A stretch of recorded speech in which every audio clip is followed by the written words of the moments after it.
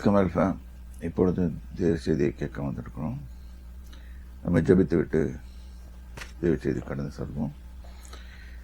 சர்வ வல்லமையுள்ள தேவனாய கர்த்தாவே, வானத்து பூமி காண்டவரே, பரிசுத்த ஆவியானவரே, உம்மை நன்றியோட சோத்திரிக்கிறோம். இந்த புஸ்தகத்தை எங்களுக்காக எழுதி வைத்து வர உம்மை நோக்கி வருகிறோம். Open our ears, eyes, hearts and minds of understanding. நாங்கள் கர்த்தருக்கு பிரியமானவர்களாக நடக்கவும், கர்த்தாவே அவரை பின்பற்றவர்களாக ஜீவிக்கவும், எங்களை புதுப்பித்துக் கொள்ளவும் எங்களுக்கு கிருபை தாரும், ஆசீர்வதியும் இயேசு கிறிஸ்துவின் நாமத்தினாலே. Let's turn our Bibles to 1 Corinthians 10th chapter. நான் வாசிக்கிறேன், கேளுங்க. இப்படி இருக்க சகோதரரே, இதே ரோமர் 12:1 வசனத்திலையும் இப்படி தான் இருக்கணும். இப்படி இருக்க சகோதரரேன்னு வந்துருக்கணும். எப்படி இருக்கான்னு கேட்டேன், பந்தயத்துக்கு முந்தின அதிகாரத்துக்கு போகணுங்க. பந்தயத்துக்கு போராடுகிற யாவரும் அதில் எல்லாவற்றிலும் இச்சை அடக்கமாயிருப்பார்கள்.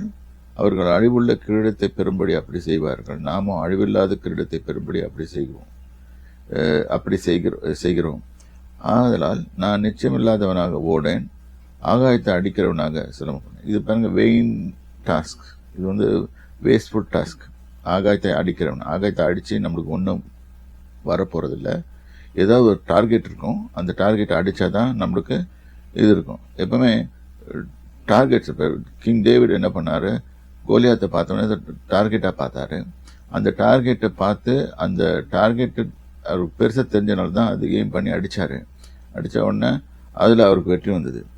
மற்றவர்களுக்கு பிரசங்கம் பண்ணுகிற நானே ஆகாதவனாய் போகாதபடிக்கு என் சரீரத்தை, இங்கே சரீரத்தை தான் அங்கேயும் போட்டோம், ரோமர் 12 போட்டிருக்கோம். சரீரங்களை அப்படின்னு போட்டிருக்கோம், ஜீவபலியாக அப்படின்னு போட்டிருக்கோம். இங்கேயும் பாருங்க, சரீரத்தை ஒடுக்கி கீழ்ப்படுத்துகிறேன். அதுக்குன்னு நீங்கள் வந்து ஃபாஸ்டிங் போட்டு நான் என்னை சரீரத்தை மாயமான எதுலேயுமே கத்தட்ட வரும்போது மாயமான காரியத்தில் மிக்க முடியாது. எல்லாமே ஓப்பனாக தான் இருக்குது. ஏன்னா கத்தர் பார்த்து கொண்டிருக்கிறார், அவர் இருதயத்தை பார்த்து கொண்டிருக்கிறார். இப்படி இந்த மாதிரி காரியங்கள் இருக்க இப்ப வருது. இப்படி இருக்க சகோதரரே, நீங்கள் எவைகளை அறிய வேண்டும் என்று இருக்கிறீர்களா? எவைகளை அறிய வேண்டும் என்றிருக்கிறீர்கள் என்றால், நான் எதை நீங்க அறிய வேண்டும் என்றிருக்கிறீர்களா? நம்முடைய பிதாக்கள் எல்லாரும் மேகத்துக்குள்ளாக கீழாக இருந்தார்கள். இது வந்து இட் டாக்ஸ் அபவுட் இஸ்ரேலைட்ஸ் வந்து மேகத்துக்குள்ளாக சமுத்திரத்தினாலும் ஞானஸ்நானம் பெற்றார்கள். எகிப்திலிருந்து புறப்பட்டு வரும்போது அவர்கள் மேகத்துக்குள்ளாக தான் வந்தார்கள். ஏன்னா அவர்கள் மேகத்துக்குள்ளாக தான் கவர் பண்ணிட்டு வந்தார் ஆண்டவர். ஏன்னா அந்த சைனாய் டெசர்ட்ல வந்து கம்ப்ளீட்டாக பயங்கர ஹீட்டாக இருக்கும். அதனால மேக ஸ்தம்பமாகவும்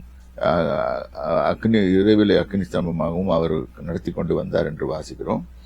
ஸோ மோசைக்குள்ளாக மேகத்தினாலும் சமுத்திரத்தினாலும் ஞானஸ்நானம் பெற்றோம். சிவந்த சமுத்திரத்தை ஆண்டவர் இரண்டாக பிரித்த போது ஒரு தண்ணி, அந்த தண்ணி வழியாக நடந்து வந்தார்கள். சமுத்திரத்தினாலும் ஞானஸ்நானம் பெற்றார்கள். எல்லாரும் ஒரே ஞான போஜனத்தை புசித்தார்கள். எல்லாரும் அந்த எத்தனை ஜனங்கள் வந்துச்சோ அத்தனை ஜனங்களும் ஒரே ஞான போஜனத்தை புசித்தார்கள். எப்படி எல்லாரும் ஒரே ஞான பானத்தை குடித்தார்கள். எல்லாரும் சாப்பிட்டாங்க, நல்லா இது பண்ணாங்க, ஆவிக்குரிய போதகத்தையும் பெற்றார்கள். இப்பயும் சபைகளில் இந்த காலத்தில் இருக்கிற மாதிரி சபை தான். ஒரு சபையில் 1000 பேர் இருக்கிறாங்கன்னு வச்சுக்கோங்க. ஒரு உதாரணத்துக்கு சொல்கிறேன். ஒரு 1000 பேர் இருக்கிறாங்க. 1000 பேரும் கர்த்தருக்கு செவி கொடுப்பாங்கன்றது அது எப்படி எவ்வளவு உண்மையானதுன்றது தெரியாது. சில பேர் செவி கொடுப்பாங்க, சில பேருக்கு புரியும், சில பேருக்கு புரியாது. சில பேர் யோசனை பண்ணி கொண்டு இருப்பாங்க, சில பேர் தியானிச்சு கொண்டு இருப்பாங்க, சில பேர் ஒவ்வொருத்தரும் ஒவ்வொரு மாதிரி ஆக்ஷன்ல இருப்பாங்க. எல்லாரும் ஒரே ஞான பானத்தை கொடுத்தார்கள். எப்படி எனில் அவர்களோடு சென்ற ஞான கண்மலையின் தண்ணீரை குடித்தார்கள். அந்த கண்மலை கிறிஸ்துவே. இயேசு கிறிஸ்துக்கிட்ட இருந்து பாடத்தை கற்றுக்கிட்டே வந்தாங்க. அப்படி இருந்தும் அவர்களில் அநேக பேரிடத்தில் தேவன் பிரியமாயிருந்ததில்லை. ஏன் பிரியமாயிருந்ததில்லை? பின்னால வர காரியங்கள் கூடப்பட்டிருக்குது. தேவன் பிரியமாய் எல்லாம் ஒன்னா சாப்பிட்டாங்க, எல்லாமே இருந்தாங்க. ஒபீடியன்ஸ், நம்ம இப்படிதான் நடக்கணும், இந்த மாதிரி செட் ரூல்ஸ் போட்டு நடக்கணும், இதெல்லாம் ஆண்டவருக்கு பிடிக்காது. ஆண்டவருக்கு வேண்டியது உள்ளத்துல உண்மையா இருக்க விரும்புகிறீர்கள். அதான் போட்டிருக்கோம். சங்கீதம் 51 தாவீது சொல்லுவார், உள்ளத்திலே உண்மையாக இருக்க விரும்புகிறீர் அப்படின்னு பாட்டிருக்கேன். இங்க பாருங்க, எடுத்து பார்ப்போம். ஏன் இது இருக்குன்னா, தாவீது பாவத்தில் மாட்டின போது அப்போ வந்து தேவன் இடைப்படுகிறார். ஆவியானவர் இடைப்படும் போது அப்ப அங்க அவருக்கு பாடம் சொல்லிக் கொடுக்கப்படுகிறது. 51ஆம் சங்கீதம் 6வது வசனம் 5வது வசனத்திலிருந்து வாசிப்போம். இதோ நான் துர்க்குணத்திலே உருவானேன். First accepting fault. என் தாய் என்னை பாவத்திலே கற்பந்தரித்தாள். பிறக்கும் போதே நான் பாவியை தான் பிறக்கிறேன். அதை உண்மையை ஒத்துக்கணும். இதோ உள்ளத்திலே உண்மையா இருக்க விரும்புகிறேன். இதுதான் நம்மளுக்கு வேண்டியது. கர்த்தர் நம்மகிட்ட எதிர்பார்க்கறது உள்ளத்துல உண்மையாயிரு. பொய் சொல்லிட்டேன்னா பொய் சொல்லிட்டேன்னு சொல்லிட்டு உண்மையை சொல்லிடு. இல்லைன்னா நான் எப்பவுமே ரீசன், சவுல் ராஜா செய்தது போல நம்ம ரீசன் கொடுக்க வேண்டாம். கர்த்தருக்கு நம்ம இருதயம் நல்லா தெரியும். அதனால அவர்கிட்ட போய், இப்ப அனனியா சபீரா கூட அவங்க காணிக்கை எடுத்து ஒளிச்சு வச்சாங்க தான். ஒளிச்சு வச்சுட்டு ஒரு பகுதி, அது அவங்களுக்கும் தெரியும், கர்த்தருக்கு தெரியும். அவங்க கர்த்தர் முன்னால வந்திருக்கும் போது அவர்களுக்கு சொல்லிக்கலாம், எஸ் நாங்க ஒரு பகுதியை ஒளிச்சு வச்சிருக்கோம், ஏன்னா எங்களுக்கு பயமா இருக்குது, இது புதுசா இருக்குது, அதனால பயமா இருக்குது, ஒரு பகுதியை நாங்க எடுத்து வச்சிருக்கோம், ஒரு பகுதியை நாங்க ஆண்டவருக்குன்னு ஒப்பு கொடுத்துடுறோம் அப்படின்னு சொல்லியிருக்கலாம். அது அவங்களுக்கு ஃபேட்டாலிட்டியை கொண்டு வந்திருக்காது.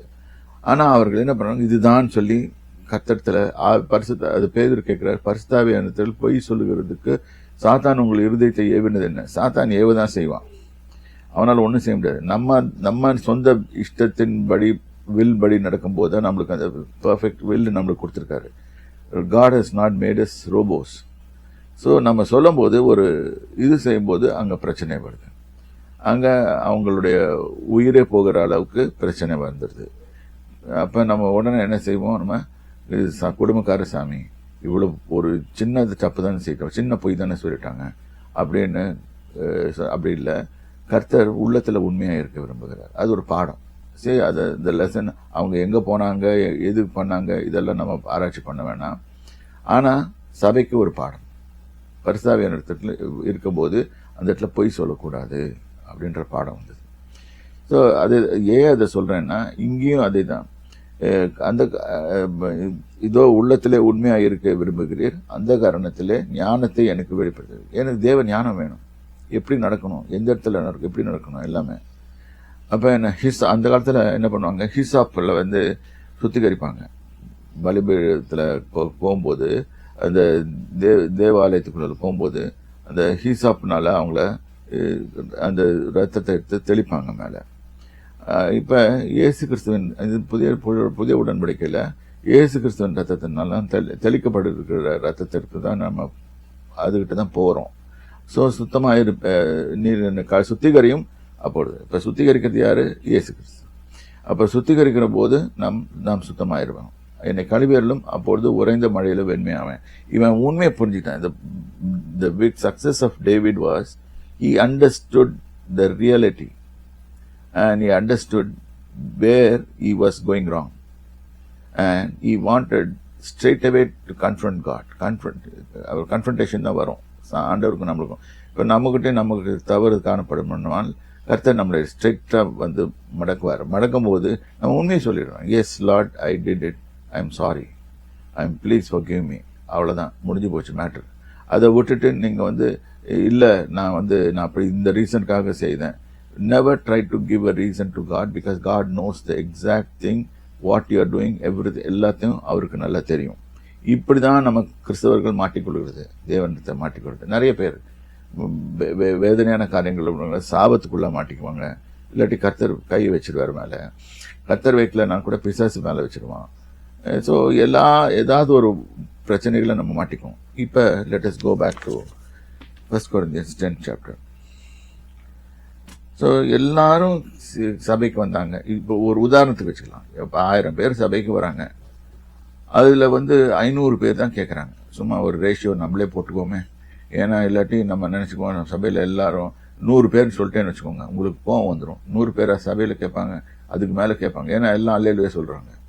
அது அல்லேலூயா சொல்லி டியூன் பண்ணி நம்மளுக்கு வந்துடும். அல்லேலூயான்னு கை தூக்கிடுவாங்க. அது நம்ம மக்களுக்கு ரொம்ப பழக்கமானது.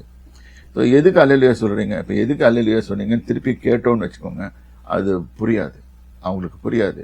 எதுக்கு அல்லேலூயா சொன்னோம், ஆமா எதுக்கு சொன்னோம், இல்லாட்டி வசனத்தை மனப்பாடம் பண்ணி வச்சிருப்பாங்க, அந்த ஒரு காரியத்தை சொல்லுவாங்க, உள்ள உள்வாங்கி இருக்க மாட்டாங்க காரியத்தை. ஸோ இந்த இடத்துல என்ன போட்டிருக்கு, எல்லாருமே இந்த ஞானக்காரன் மேலே கிறிஸ்துவத்தை குடிச்சாங்க. அப்படி இருந்தும் அவர்களில் அநேக பேரிடத்தில் தேவன் பிரியமாய் இருந்ததில்லை. நான் ஞானஸ்நானம் எடுத்தேன், ஆவின் அபிஷேகத்தை பெற்றேன், எல்லாத்தையுமே செய்தாலும் தேவன் பிரியமாய் இல்லை.